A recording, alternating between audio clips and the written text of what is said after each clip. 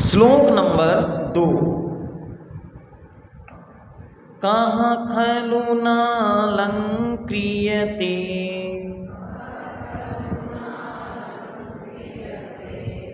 द्रष्टा द्रष्टार्थसाधनपटीयान्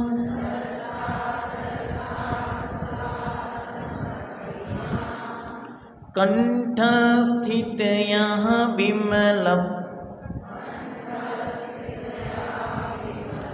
प्रश्नोत्तररत्नमालिकया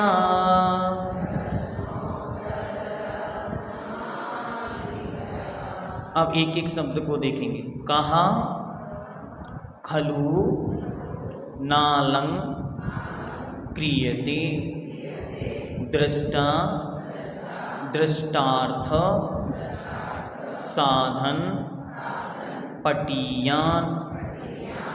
अब नीचे वाला जो शब्द है उसको तोड़ के पढ़ना। कैसे पढ़ना है? तो कंठस, क्या बोलना? कंठस, बोलिए कंठस थितया थितया थितया विमलप। ये हमेशा याद रखना है, जहाँ जहाँ भी प्रा आएगा, त्रा आएगा, त्रिशूल वाला, छा क्षत्रिय वाला और ज्ञा ज्ञानी वाला, तो वहाँ वहाँ आपको उस शब्द को तोड़कर एक शब्द आगे वाले के साथ जाएगा। जैसे आप बोलते हैं भक्ता मर प्रणत मौली, तो क्या बोला आपने? शब्द क्या है? भक्ता मर प्रणत। लेकिन जब हम पढ़ेंगे तो कैसे पढ़ेंगे? भक्ता मर प्रणत मौली मणि प्रभाण। तो समझ में आया कि जहाँ जहाँ प्रा है उसे तोड़कर उसमें से आधा पा आगे वाले अक्षर के साथ जुड़कर प्रयोग में होता है। ये सर्वत्र आपको संस्कृत में याद रखना है। जहाँ जहाँ भी हम संस्कृत पढ़ेंगे वहाँ ऐसी ही व्यवस्था है। ठीक है, तो वही हमको यहाँ पे लगना है। तो क्या बोलेंगे? विमलप प्रश्नोत्तर रत्न मालिकया मालिकया। चलिए एक साथ पढ़ेंगे। कः खलु नालङ्क्रियते द्रष्टा द्रष्टार्थ साधन पटीयान्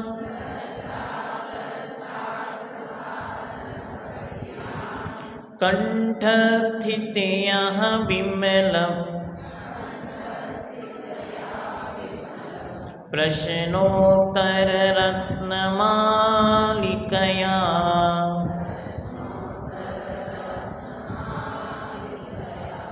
अब इसका अर्थ देखते हैं।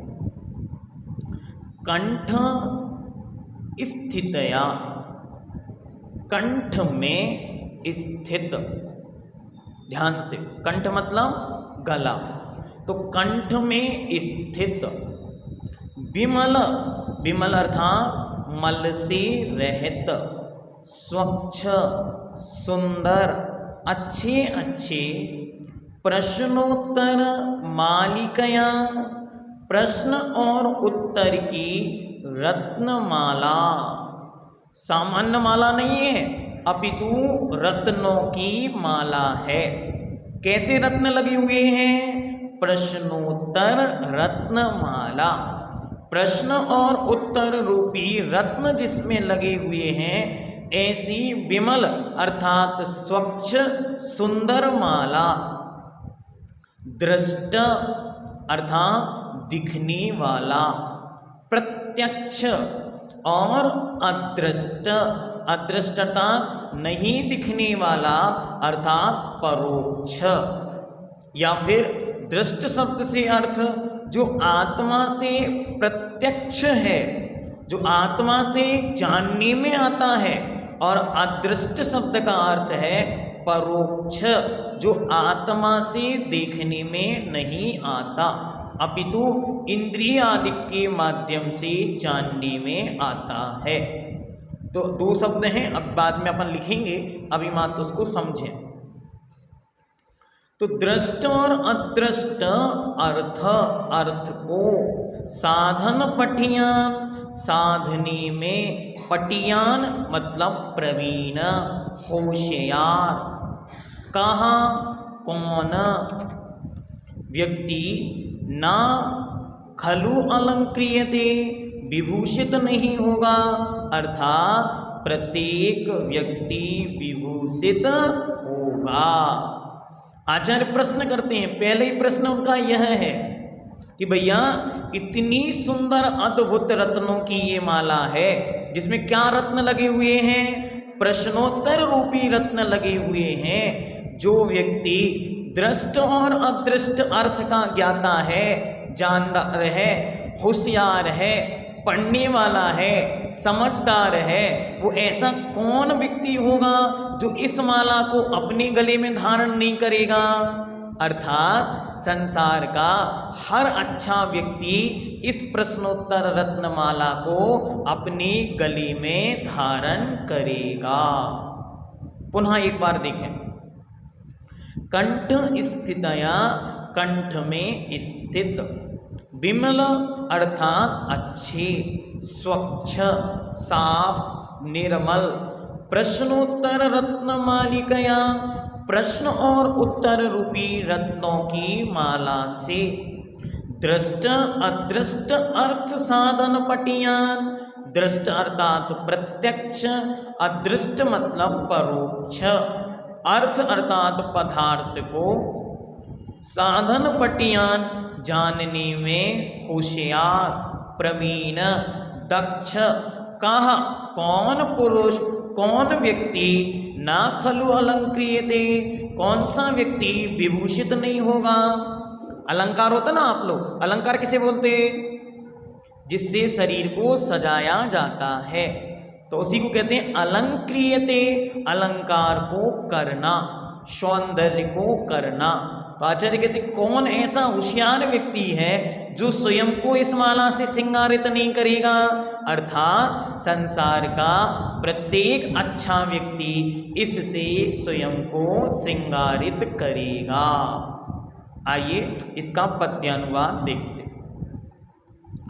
यहाँ वहाँ अरु जहाँ तहाँ जो कुछ भी नैनों से दिखता, नहीं दिखे जो उस फल को भी मैं इन प्रश्नों में कहता।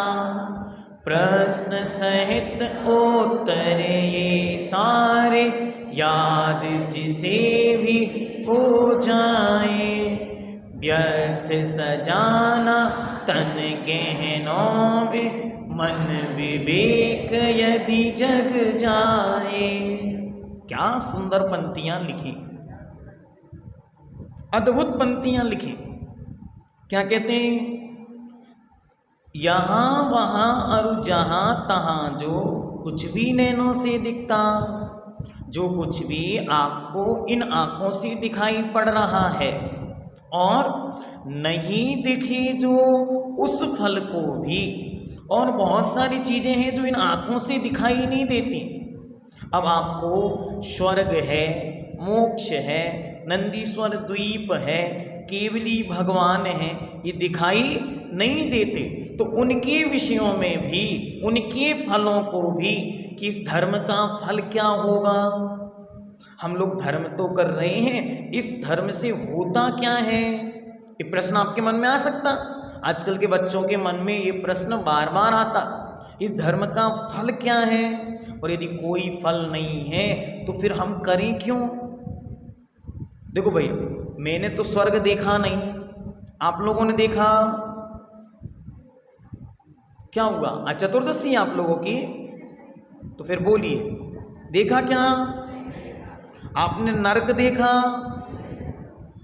तो फिर अब क्या करें? तो आचार्य कहते हैं नहीं दिखे जो उस फल को भी, जो इन आंखों से नहीं दिखता है, उसको भी मैं इन प्रश्नों में कहता। उनके फल को भी मैं प्रश्नोत्तर के माध्यम से आपसे कहूँगा।